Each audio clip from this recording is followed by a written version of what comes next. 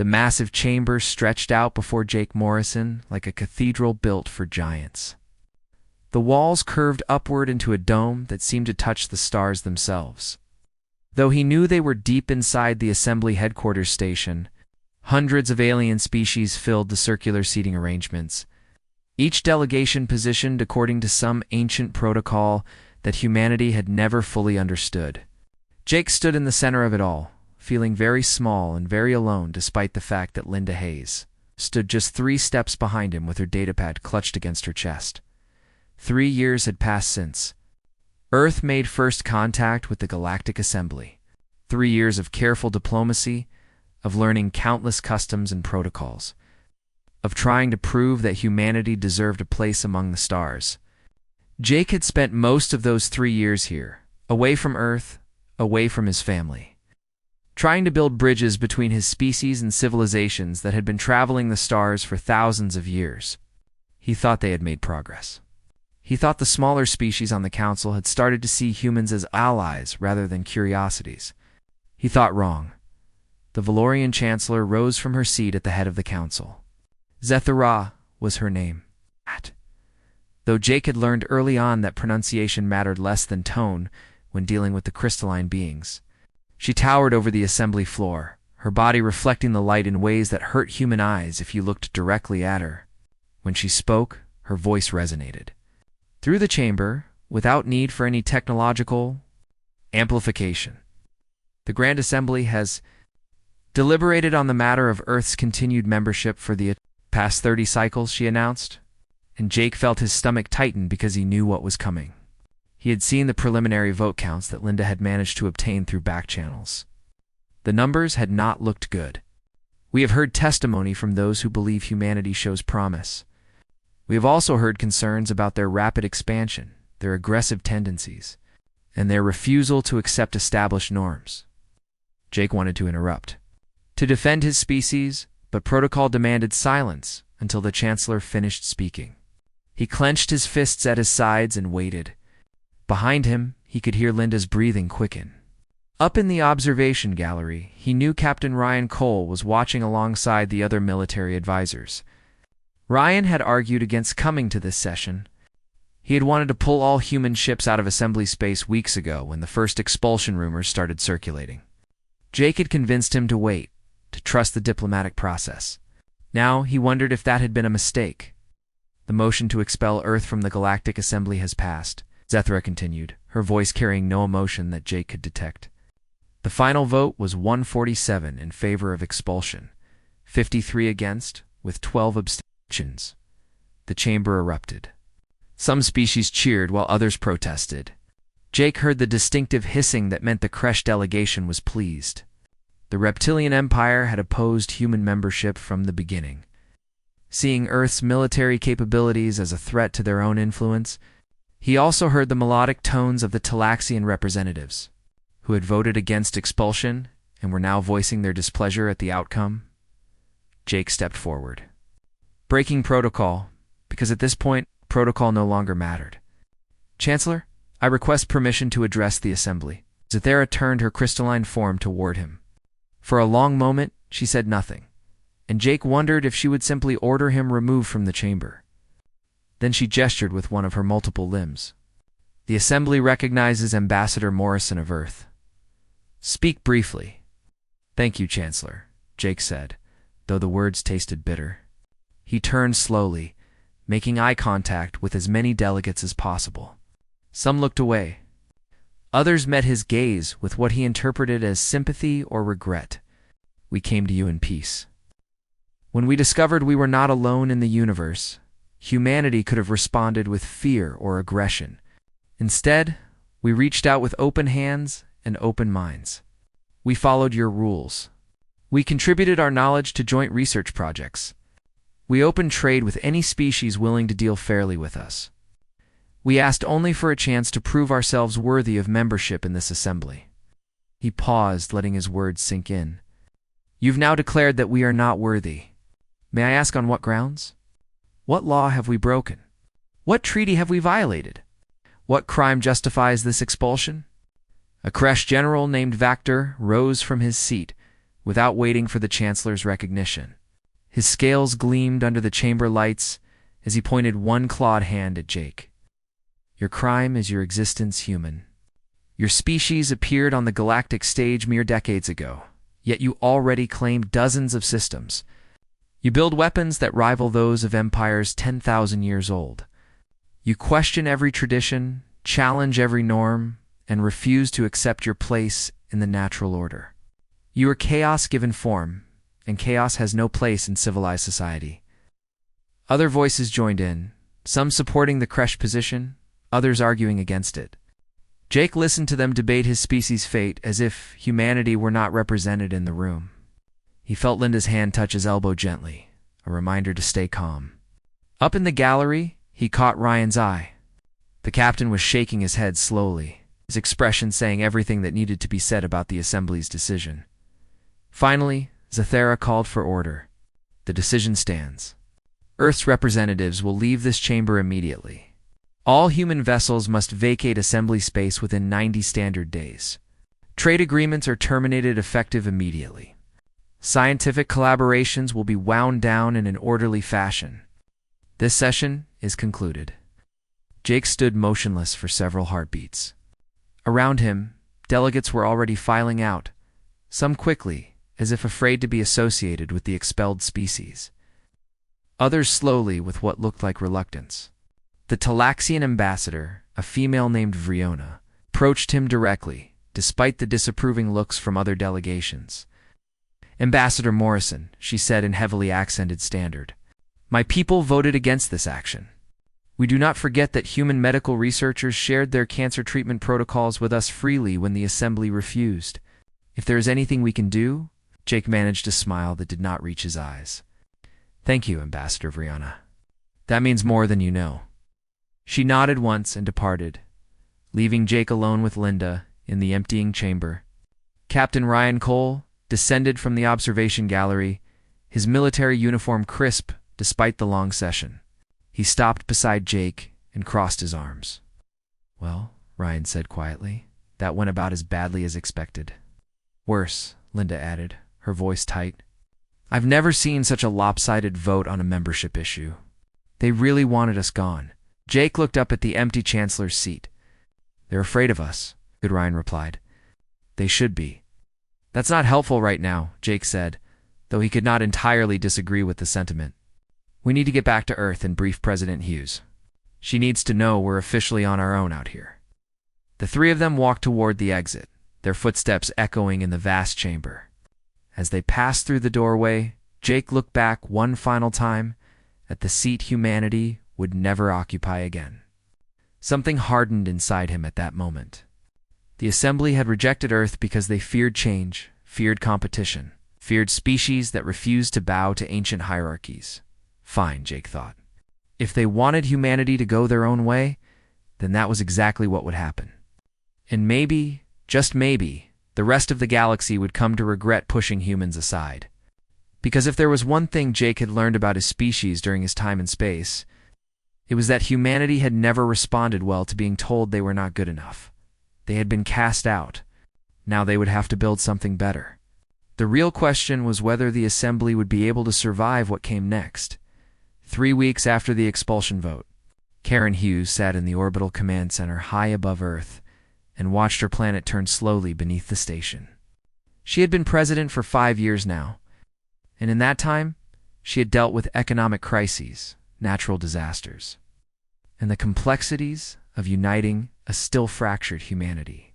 Nothing had prepared her for this moment. Nothing could have prepared any human leader for being cast out by an entire galaxy. The circular chamber around her filled slowly with the people she had summoned. Military commanders in their pressed uniforms, scientists carrying datapads filled with research, diplomats fresh from failed negotiations, and colony representatives who had traveled from Mars, Europa, and the outer settlements. Each face showed the same mixture of anger, fear, and determination that Karen felt in her own chest. They had been rejected, yes, but they were not defeated. Not yet. Not ever. If she had anything to say about it, Admiral Stephen Blake was the first to speak after everyone had settled into their seats. He was a career military man, gray-haired and stern-faced, with eyes that had seen combat and the border skirmishes that still occasionally flared up in the outer colonies.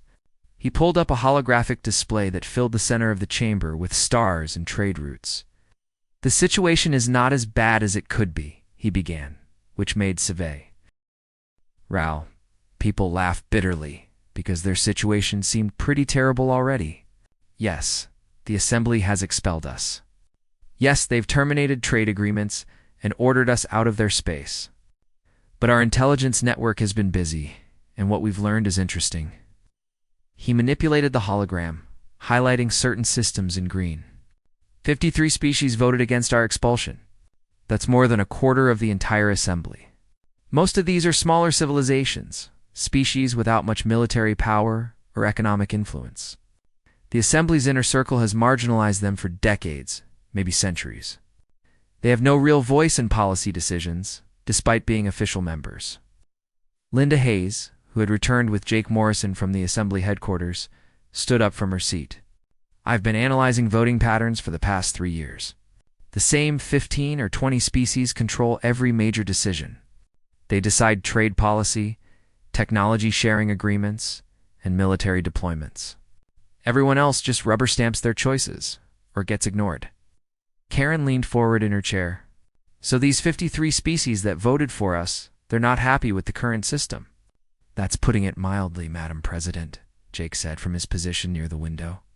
He looked tired, like he had not slept properly since the expulsion vote. "I've received quiet communications from at least a dozen ambassadors. They're scared. If the Assembly can expel humanity on vague charges of being too aggressive or expanding too fast, then any species could be next. There's no real protection for smaller members." Dr. Claire Bennett, the head of Earth's Xenological Studies program, raised her hand for attention. She was younger than most people in the room, barely 40, but she had spent the last decade studying alien cultures and psychology. "I think we're missing the bigger picture here. The Assembly isn't just a political organization. It's a system of control. The old powers, the Valorians, the Kresh, the Morvain Collective, they've created a structure that keeps them on top and everyone else dependent on them. They control access to advanced technology. They control the major trade routes. They even control which species get to join in the first place. And they saw humanity as a threat to that control." Karen finished the thought. "We were too independent, too willing to share our technology freely, too quick to question their rules." "Exactly," Claire agreed. "We represented an alternative model, and that scared them more than any weapon we could build." Captain Ryan Cole, who had been standing quietly near the back of the room, cleared his throat. "With respect to all the political analysis, I'm more interested in what we do next. Do we retreat back to Earth and focus on our own development, or do we push back against the Assembly somehow?" Karen appreciated Ryan's directness. Military officers tended to cut through complications and focus on action. "That's why we're all here. I want options, people. Creative thinking. We've been knocked down, but we're not out of the fight." Admiral Blake manipulated his hologram again. "Over the past week, I've been contacted by representatives from 3 different species. The Talaxians, the Rin clans, and the Sidari Union. All of them voted against our expulsion. And all of them are interested in discussing alternatives to the current Assembly structure." "Alternatives like what?" Karen asked, though she suspected she already knew the answer. "Like forming our own alliance," Jake said quietly. "A coalition of species who want something different from what the Assembly offers." The room fell silent. Everyone understood the implications of what Jake was suggesting. It was not just about creating a rival organization. It was about challenging the entire power structure of the Orion Arm. The Assembly would see it as a direct threat. They would not respond kindly. Linda pulled up data on her datapad. The Talaxians have been denied access to advanced medical technology for years because they refused to grant the Valorians exclusive mining rights in their home system. The Rin were censured for developing their own jump drive design without Assembly approval. The Sidari were threatened with sanctions for trading with non-member species. These are not isolated incidents. There's a pattern of control and punishment. "So we offer them something better," Karen said, her mind already racing ahead. an alliance based on equality. Every species gets an equal vote regardless of their military strength or economic power. Free sharing of technology and research. Collective defense without the need to bow to ancient empires. The Terran Coalition, Claire suggested. With Earth as the founding member and organizer, the Assembly will lose their minds, Ryan pointed out, though he was smiling. They'll see it as an act of aggression. Let them, Karen replied firmly. We tried to work within their system. We followed their rules and respected their traditions. They thanked us by throwing us out. Now we build something better. We invite every species that's tired of being treated like second-class members to join us. Admiral Blake nodded slowly. It's ambitious. It's risky. But it might work. If we can convince enough species to join us, we could create an organization that rivals the Assembly in economic and military power. We'll need to move fast, Jake warned. Once word gets out that we're organizing an alternative to the Assembly, the old powers will try to stop us. They'll offer incentives to potential members, threaten sanctions, maybe even use military force. Then we stay ahead of them, Karen decided. Jake, I want you leading the diplomatic effort. Reach out to every species that voted against our expulsion. Reach out to others who might be interested. Linda, work with him on crafting our message and organizing meetings. Claire, I need you to develop a framework for how this coalition will operate. Make it fair, make it transparent, make it everything the Assembly is not. She turned to Admiral Blake. Stephen, start coordinating with our new friends on the military side. If we're going to form a coalition, we need to be able to defend it. That means joint training exercises, compatible communication systems, and contingency plans for if the Assembly tries to intimidate our members. And me, Ryan asked. You're going to command our first joint task force, Karen told him. Ships from multiple species working together. I want the galaxy to see that we're serious about cooperation, not just paying lip service to it like the Assembly does. Ryan grinned. That I can do. Karen stood up, and everyone in the room rose with her. The Assembly thought expelling us would make us disappear. They thought we would slink back to Earth and stop causing problems for their precious hierarchy. They were wrong. We're going to build something that shows every species in the galaxy that there's a better way. A way where strength comes from cooperation, not domination. Where smaller species have the same voice as ancient empires. Where technology and knowledge are shared freely, not hoarded by the powerful. She looked around the room at the determined faces staring back at her. They expelled Earth from the Assembly, so we're going to form our own. And when we're done, they're going to regret ever pushing us aside. The meeting broke up with people heading off to their various assignments, already making calls and sending messages across human space. Jake caught up with Karen as she headed toward her private office. You know, this could start a war, he said quietly. Karen nodded. I know. But doing nothing guarantees that humanity stays isolated and vulnerable. At least this way, we're fighting for something worth having. A galaxy where everyone has a fair chance, Jake said. Exactly, Karen agreed. Now let's go build it. 6 months had passed since the expulsion, and Kepler Station hung in neutral space like a symbol of everything humanity had built in that time. The massive structure had been constructed in just 4 months, a feat that would have taken the Assembly years to accomplish through their bureaucratic processes. Now it served as the headquarters for something unprecedented in galactic history, an alliance built on equality rather than dominance.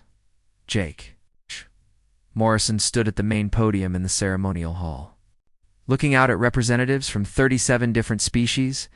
Some were humanoid, others were completely alien in form, but all of them shared one thing in common. They had been marginalized, ignored, or threatened by the Galactic Assembly, and they were ready for something better. The hall itself was designed to accommodate the diverse physiologies present, with atmosphere-controlled sections for species that breathe different gases, gravity-adjusted platforms for those who needed stronger or weaker fields, and translation systems that could handle everything from crystalline harmonics to chemical signals. Today marks a new beginning, Jake said, and his words were instantly translated into dozens of languages and communication methods. 6 months ago, Earth was expelled from the Galactic Assembly because we refused to accept that some species deserve more rights than others. We were told we were too aggressive, too questioning, too unwilling to bow to ancient powers. They thought expelling us would silence our voice. He paused, letting the moment build. They were wrong. Instead of silencing us, they freed us to build something better. The Terran Coalition is not just another political alliance. It is a promise that in this galaxy, no species should be marginalized for being small or weak. No species should have their voice ignored because they lack military power. No species should be denied technology or resources because they refuse to submit to empires. The assembly erupted in sounds of approval. The Talaxian delegates made their melodic chiming sounds. The Rin clacked their mandibles together, and the Sidari flickered their bioluminescent patterns. Humans applauded in their own way. And the mixture of all these different expressions of agreement created something beautiful and chaotic at the same time. Ambassador Vriana of the Talaxian Commonwealth approached the podium next.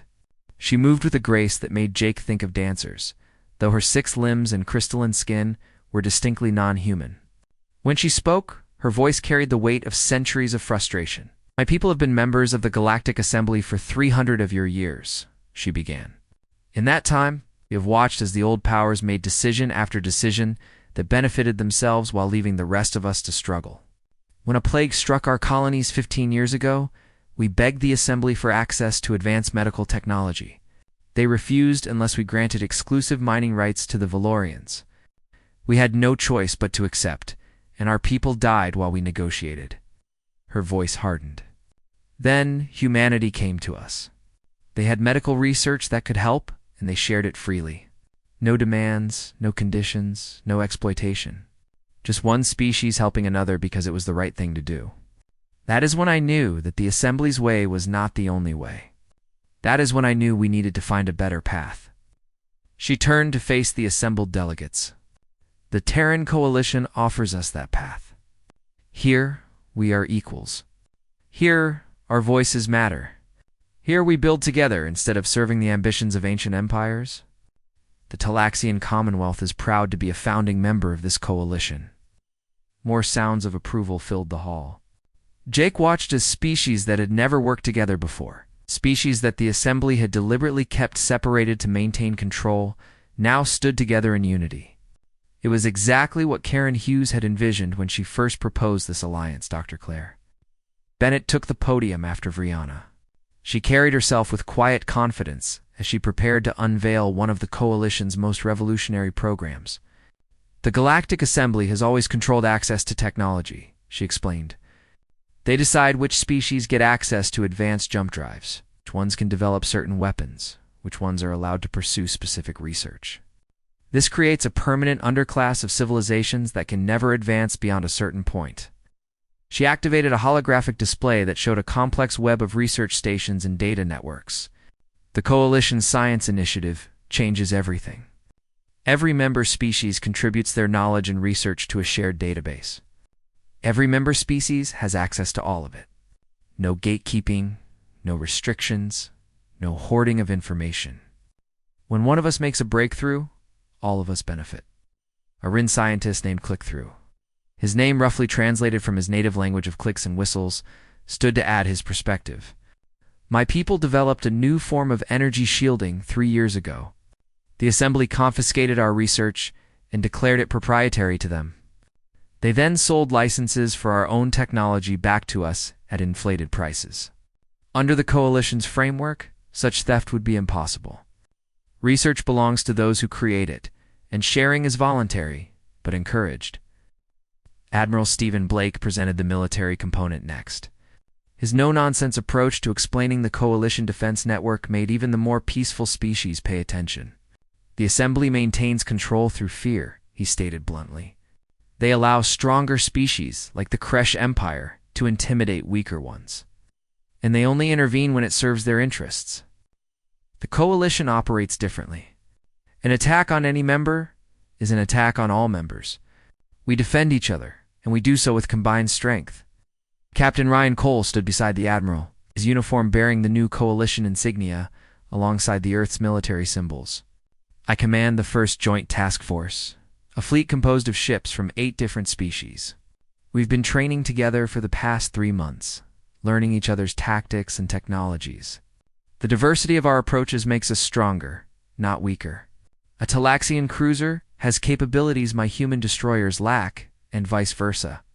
Together, we're more effective than any single species could be alone. He activated another display showing fleet formations and tactical scenarios. The Assembly's military doctrine is based on dominance and overwhelming force. Ours is based on cooperation and adaptability. We've already run simulations against likely threats, and the results are promising. Any aggressor who thinks they can pick off coalition members one by one is in for a very unpleasant surprise. President Karen Hughes joined Jake on the stage for the final address. She had arrived just that morning after a tour of coalition facilities across multiple systems. Her presence here was significant because it showed that humanity's highest leader considered this alliance important enough to travel to neutral space personally. The Galactic Assembly watches us with alarm, Karen said, her voice carrying clearly across the hall. They see membership applications flooding in from species tired of their control. They see trade routes shifting away from their core systems. They see the balance of power in the Orion Arm changing, and they don't like it. Good. Let them be alarmed. Let them see that their way of doing things, their hierarchies, and their exploitation are not the only options. She gestured to the diverse assembly before her. This coalition represents something the assembly has never truly achieved: genuine cooperation between equals. We don't have permanent council seats for the powerful. We don't have veto rights for founding members. Every species here, whether they command 100 ships or just one, has an equal voice in our decisions. That's not weakness, as the assembly might claim. That's our greatest strength. Linda Hayes stood in the back of the hall with a datapad, monitoring reactions from across coalition space and even from assembly territory. The response was overwhelmingly positive among smaller species, and notably nervous among the assembly's inner circle. She had intercepted several communications between Valorian and Kresh officials that showed genuine concern. About the coalition's growth, the signing ceremony took hours as each species formally added there. Marked to the coalition charter. Some signed with hands, others with tentacles or manipulator appendages. Some used chemical signatures or energy patterns. The diversity of the methods matched the diversity of the species themselves. And Jake found himself moved by the symbolism of it all. When the last signature was added, Brianna approached Jake privately. "Ambassador Morrison, you understand that the Assembly will not simply accept this. They will find ways to challenge us, to test our unity." Jake nodded. "I know, but we're ready for them. For the first time since we reached the stars, humanity isn't alone, and neither is any other species here. That's worth fighting for." That night, as celebrations continued throughout Kepler Station, Jake stood at an observation window watching ships from 36 species moving in coordinated patterns around the station. Human vessels flew alongside Talaxian cruisers. Rin fighters escorted Sidari transports, and species that had never even spoken to each other before now worked together to maintain station security. The Galactic Assembly had created this by their own actions. They'd expelled Earth, thinking it would maintain their control. Instead, they had freed humanity to show the galaxy what real cooperation looked like. The Terran Coalition was no longer just an idea or a hope. It was real, it was growing, and it was already changing the balance of power across known space. The emergency session of the Galactic Assembly had been called with unusual haste, and the chamber buzzed with nervous energy as delegates filed in. Chancellor Zathera stood at her podium, her crystalline form reflecting light and sharp, aggressive patterns that suggested agitation. She had watched the formation of the Terran Coalition with growing alarm, and now that alarm had transformed into something closer to panic among the Assembly's leadership. "Order!" she called out, her voice cutting through the noise. "We convene to address the crisis posed by the so-called Terran Coalition. In the 6 months since Earth's expulsion, 40 species have withdrawn from this assembly to join the Human Alliance. Trade routes have shifted, research partnerships have dissolved, and our authority has been openly challenged. General Vactor of the Kresh Empire rose without waiting for recognition, his scales bristling with barely contained fury. This is what happens when we show weakness. We should have crushed humanity when they first appeared in our space. Now they have built an empire of lesser species and they mock us openly. They're not an empire, a Morvain delegate corrected, her tentacles writhing thoughtfully. That is precisely the problem. The Coalition operates on principles that directly contradict our authority structure. They offer equality where we offer order. They share technology where we maintain control. Every species that joins them is a species that rejects our leadership. Cythera called up holographic displays showing economic data. The numbers are concerning. Coalition space now accounts for 30% of all trade in the Orion Arm. Their combined military forces rival our own in several key sectors. Most troubling, their technology-sharing initiative has excelled. RATED development among species that were decades behind us merely months ago. A senior Valorian counselor named Zethkin made a proposal that many had been considering privately. We should implement economic sanctions against all coalition members, cut off their access to assembly markets, and force them to choose between their new alliance and economic survival. That will not work, another delegate objected. Coalition members trade primarily with each other now. Our sanctions would hurt us more than them. We have already lost access to Talaxian medical compounds and Rin computational technology. Further isolation will only accelerate our decline. The debate raged for hours with the Assembly's leadership unable to agree on a unified response. Some wanted military action, others preferred diplomatic pressure, and still others argued for reforms within the Assembly itself to prevent more defections. In the end, the Kresh proposal won by a narrow margin. They would test the Coalition's resolve with a limited military action, a show of force designed to demonstrate that the Assembly still held real power. General Actor volunteered his own forces for the operation. The Talaxians have a colony world at Talaxia Prime that recently joined the Coalition. It is lightly defended and strategically insignificant. We will impose a blockade, nothing more. If the Coalition responds, we engage. If they do not, we demonstrate their weakness. Either outcome serves our interests. The vote passed with enough support to authorize the action, though many delegates looked uncomfortable with the decision. Within days, a Kresh battle group departed for Talaxia Prime, and the entire galaxy held its breath to see what would happen next. Captain Ryan Cole was aboard the TCS Unity when the distress call came through. The Coalition flagship was on patrol near the border between Coalition and Assembly space, leading a mixed squadron of human, Talaxian, and Rin vessels. The message from Talaxia Prime was brief but urgent. Kresh warships had entered orbit and were threatening to bombard the colony unless it renounced Coalition membership. Ryan immediately contacted Admiral Blake at Coalition headquarters on Kepler Station. The Admiral's face appeared on the view screen, his expression grim but determined. "How fast can you get to Talaxia Prime?" "For hours if we push the engines," Ryan replied, already plotting jump coordinates. "But sir, we're outnumbered. Intelligence shows at least 15 Kresh ships, including 3 heavy cruisers. I have 7 ships in my task force, 7 Coalition ships," Blake corrected. "That means 7 different tactical doctrines, 7 sets of capabilities the Kresh don't know how to counter. More importantly, Captain, this is exactly the moment we've been preparing for. The Coalition promised collective defense, and now we deliver on that promise. If we back down here, the Alliance wins without firing a shot."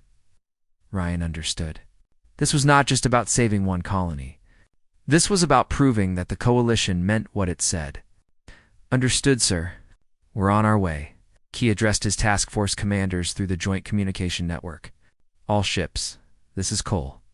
We have a situation at Talaxia Prime. Kresh forces are threatening Coalition citizens. We're going to show them that was a mistake. I want combat formations Alpha 3. With human destroyers taking point positions and Talaxian cruisers providing covering fire. Rin fighters, you'll screen our flanks and watch for any surprises." The acknowledgements came back in various languages and formats, but the message was clear. They were ready. The jump to Taloxia Prime took exactly 4 hours and 12 minutes. When Ryan's task force emerged from hyperspace, they found the Kresh blockade exactly where intelligence had predicted. 15 warships in high orbit, their weapons trained on the colony below. General Vactor's flagship, a massive dreadnought named the Savage Pride, dominated the formation. Ryan positioned his ships carefully. The human destroyers formed a defensive screen between the Kresh fleet and the planet, while the Talaxian cruisers took up supporting positions that maximized their shield projection capabilities. The Rin fighters spread out in a wide pattern, their small size and speed making them difficult targets while allowing them to threaten Kresh flanks. Vactor's face appeared on the main view screen, his reptilian features twisted in contempt. Human Captain, you are interfering in assembly jurisdiction. Taloxia Prime was an assembly protectorate before it betrayed its oaths to join your rebellion. Stand aside or be destroyed. Ryan kept his voice calm and professional. General Vactor Taloxia Prime is a sovereign coalition world. Your presence here constitutes an act of aggression against the Terran coalition. You have one chance to withdraw peacefully. I strongly suggest you take it, Vakta hissed with what might have been laughter. You have 7 ships, human. I have 15, including vessels that were patrolling these stars before your primitive species discovered fire. Your arrogance will be your destruction, maybe Ryan acknowledged. But my 7 ships represent 7 species who chose to stand together. Your 15 ships represent an empire that rules through fear. Let's see which approach works better. The standoff stretched for nearly 3 hours. Neither side fired, but neither side backed down. On the surface of Taloxia Prime, colonists huddled in shelters and watched the orbital standoff with a mixture of fear and hope.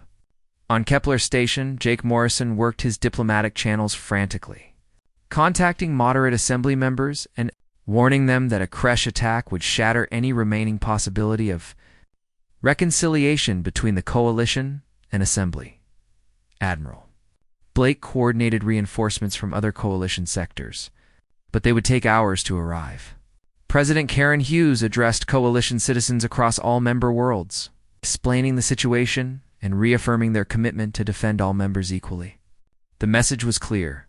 The coalition would not abandon Taloxia Prime in the Kresh fleet. General Vactor consulted with his officers. The tactical situation was not as favorable as he had expected. The coalition ships were positioned expertly, using the planet's gravity well and orbital mechanics to maximum advantage.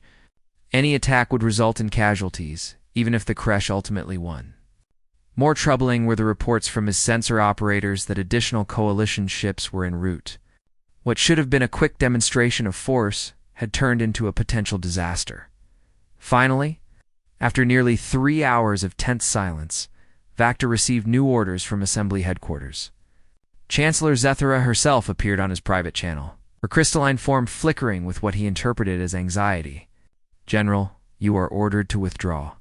The Assembly Council has determined that direct military confrontation with the coalition at this time would be premature. Vactor wanted to argue, wanted to press the attack and crush these upstart humans and their allies. But orders were orders, even when they tasted like defeat. He terminated the connection with Ryan Cole without another word and signaled his fleet to withdraw. Within minutes, the Kresh ships had jumped away, leaving coalition space empty of threats. Ryan let out a breath he had not realized he was holding. Around him, his bridge crew erupted in relieved cheers. He allowed them a moment of celebration before calling for reports from all ships. No casualties, minimal damage. Complete tactical success. Jake Morrison's face appeared on the view screen, transmitted from Kepler Station. Captain Cole, the Assembly is already spinning this as a measured withdrawal rather than a defeat. But everyone knows the truth. The coalition stood up to the Assembly's military might, and the Assembly blinked first. Act! It won't be the last test, Ryan warned. Vactor retreated because he was ordered to, not because he wanted to. They'll try again, probably with better planning. Let them try, Jake replied. Today we proved that the coalition is not just words on a charter. When one of us is threatened, all of us respond. That message will resonate across the galaxy. Down on Taloxia Prime, Ambassador Vriana addressed her people through planetary communications. Today you witnessed what true alliance means. The Galactic Assembly would have watched us burn, rather than risk offending the Krush Empire. The Terran Coalition sent ships to defend us within hours of our call for help. Remember this moment, and remember who your real friends are. The confrontation at Talaxia Prime became the defining moment that transformed the Coalition from a political experiment into a genuine power.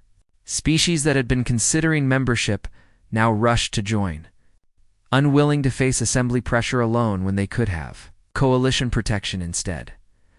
1 year had passed since the Galactic Assembly expelled Earth, and the galaxy looked nothing like it had 12 months ago.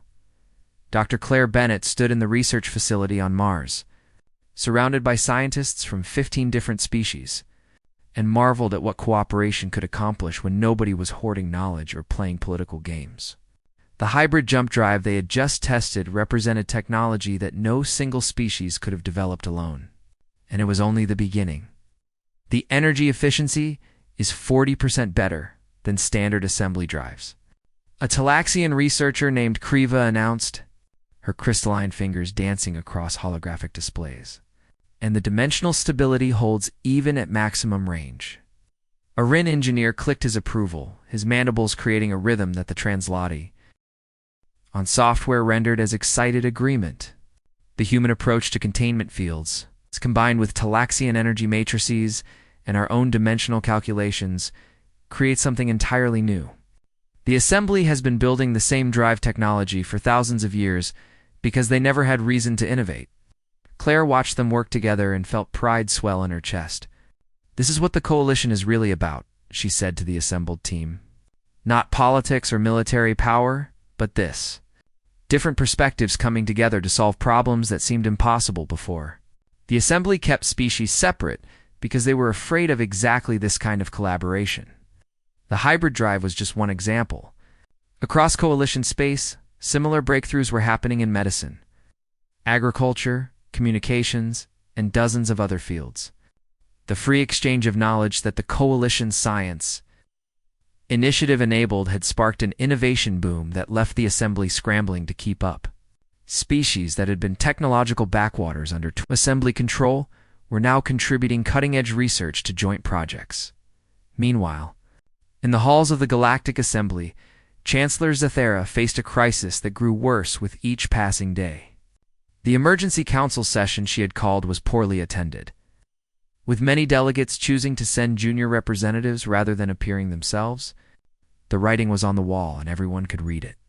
The assembly was dying, not from external attack, but from internal decay. We have lost 23 more members this month, Zethera announced to the sparse gathering. The Terran Coalition now includes 87 species, nearly half of what we once commanded.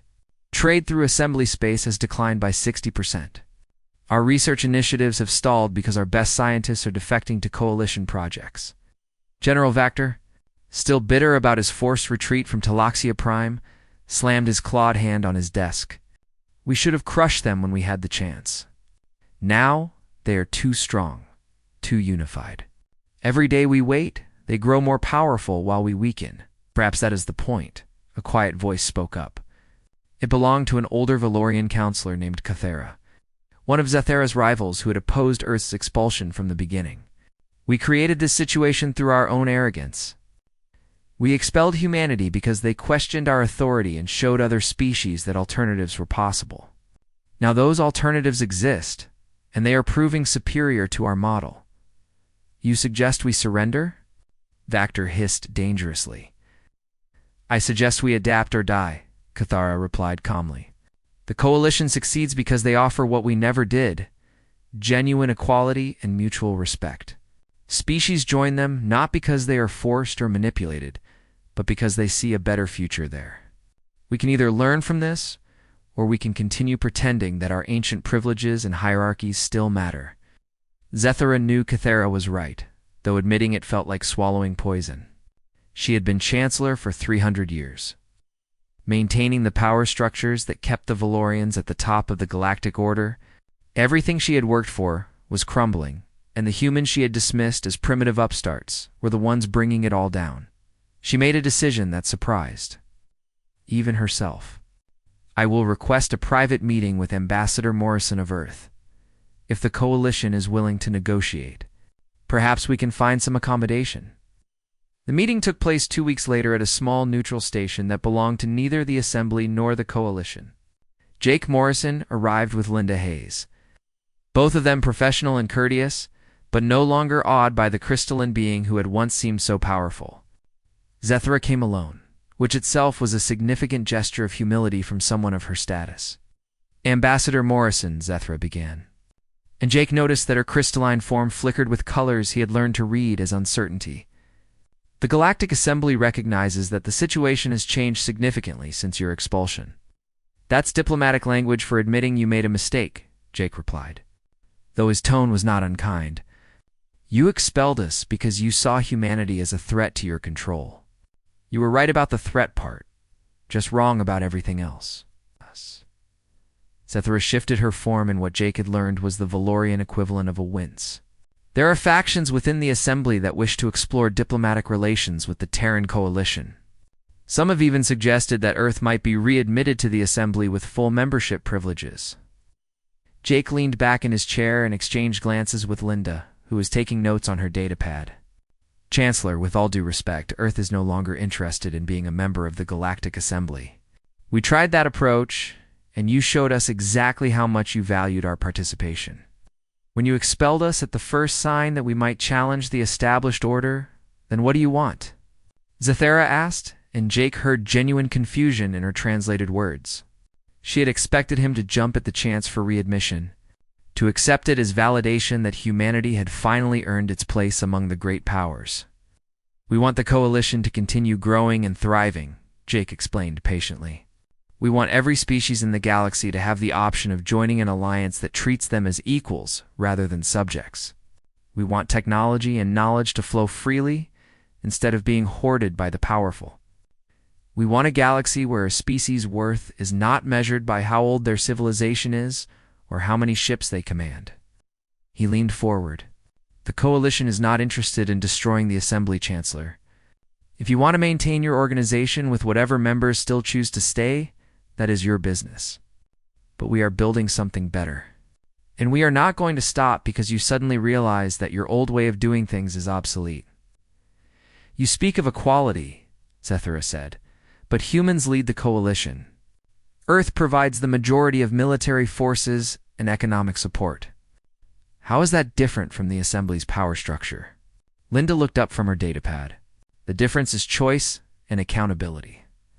Yes, humanity currently provides significant resources to the coalition. But we do not have special voting privileges or veto power. Every species, including Earth, gets one vote on coalition matters. If our leadership disappoints the other members, they can vote us out and choose different leadership. Can species in the Assembly do that with the Valorians or the Kresh? Zethra had no answer for that because they all knew the truth. The Assembly's power structure was designed to prevent exactly that kind of accountability. To ensure that the founding species maintained control regardless of how other members felt. The coalition is willing to have diplomatic relations with the Assembly on equal terms, Jake offered. We can establish trade agreements, coordinate on mutual security concerns, and maintain open channels of communication. But we will not rejoin your organization. And we will not stop offering alternatives to species that are tired of being treated as lesser members of galactic society. The meeting ended without any formal agreements. But both sides understood what had really happened. The balance of power had shifted permanently. And the Galactic Assembly could either adapt to the new reality or continue fading into irrelevance. Back on Earth, President Karen Hughes stood at the dedication ceremony for the Coalition Memorial, a monument that honored the founding of the Alliance and the principles it represented. Captain Ryan Cole and Admiral Stephen Blake stood with her, both of them in dress uniforms that now bore Coalition insignia alongside their Earth military decorations. Jake Morrison and Linda Hayes had returned from their meeting with Zethra and joined the ceremony as well. 1 year ago, they expelled us from the Galactic Assembly. Karen said to the crowd of thousands gathered in person and billions watching across Coalition space. They thought humanity would diminish without their approval, that we would retreat to our little corner of space and stop causing problems for their comfortable hierarchies. They could not have been more wrong. She gestured to the diverse crowd before her, which included representatives from dozens of species. We did not diminish. We became a beacon for every species that refused to accept a galaxy divided between the privileged and the powerless. The Terran Coalition is more than a political alliance. It is proof that cooperation beats domination, that diversity strengthens rather than weakens, and that the future belongs to those brave enough to imagine something better than the past. Ryan Cole stepped forward to add his perspective. As a military officer, I was trained to think about threats and defenses. The Assembly saw us as a threat because we represented change. They were right, but change is not always bad. The Coalition Defense Network has proven that unified diversity can defeat any attempt at intimidation or conquest. We stand together, and that makes us stronger than any empire built on fear. Dr. Claire Bennett spoke about the scientific achievements that had come from coalition cooperation, listing breakthrough after breakthrough that would have been impossible under the Assembly's restrictive technology sharing protocols. "Knowledge wants to be free," she declared. "When we share it freely, everyone benefits." The Assembly hoarded knowledge to maintain power, and all they did was slow progress for everyone, including themselves.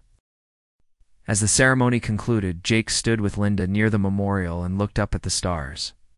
Somewhere out there, the Galactic Assembly was struggling to maintain relevance while the Coalition continued to grow and thrive. More species joined every month, attracted by the promise of genuine equality and opportunity. The old order was dying, and a new one was being born. "Do you think they will ever truly understand?" Linda asked quietly. "The Assembly leadership, I mean. Do you think they will ever grasp that they created this by their own actions?" Jake considered the question. Some of them might, eventually. But for most of the old powers, accepting that would mean admitting that everything they built their civilizations on was wrong. That is a hard thing for anyone to do, let alone ancient empires that have ruled the galaxy for thousands of years. So what happens now? Linda wondered. "Now we keep building," Jake replied. "We keep showing the galaxy that there is a better way. We keep welcoming new members and helping them thrive. We keep innovating and cooperating and proving that the future does not belong to those who cling to old hierarchies." He smiled. "They expelled Earth from the Assembly, thinking it would end the threat we posed to their power. Instead, they freed us to build something that makes their entire system obsolete. I would say that worked out pretty well for us." Linda laughed softly. "Humanity has always been good at turning setbacks into opportunities." "Not just humanity anymore," Jake corrected, gesturing to the diverse crowd celebrating around them. "The Terran Coalition is all of us now, every species that chose cooperation over domination. That is what makes it unstoppable.